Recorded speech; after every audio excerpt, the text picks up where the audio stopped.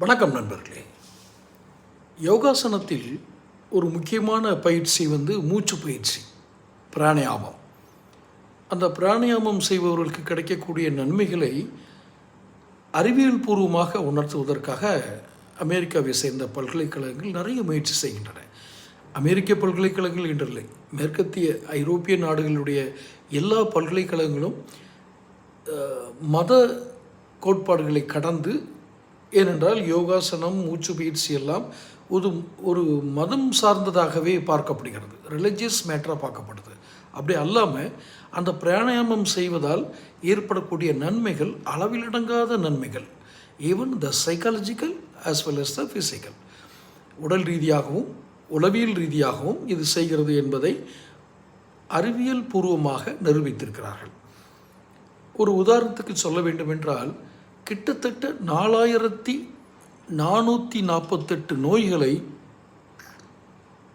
இந்த பிராணாயாமம் மூலம் நாம் கட்டுப்படுத்த இயலும். முறையான மூச்சு பயிற்சி உள்ளுறுப்புகளை சுத்தப்படுத்தி 4448 நோய்களை குணப்படுத்துது. It's proven. நான் ஏதோ வீடியோக்காக நான் பேசலை. நீங்கள் அந்த முறையான பிராணாயாமம் பண்ணுறவங்க, சித்த வைத்தியம் பண்ணுறவங்கள்ட்ட நீங்கள் கேட்டிங்கன்னா தெரியும். சிந்தனை தெளிவாகுது. நம்மளுடைய எண்ணங்களை நாம் கட்டுப்படுத்த இயலும். எண்ணங்களை கட்டுப்படுத்தணுமா வேண்டாமாங்கிறது வேறு விஷயம்.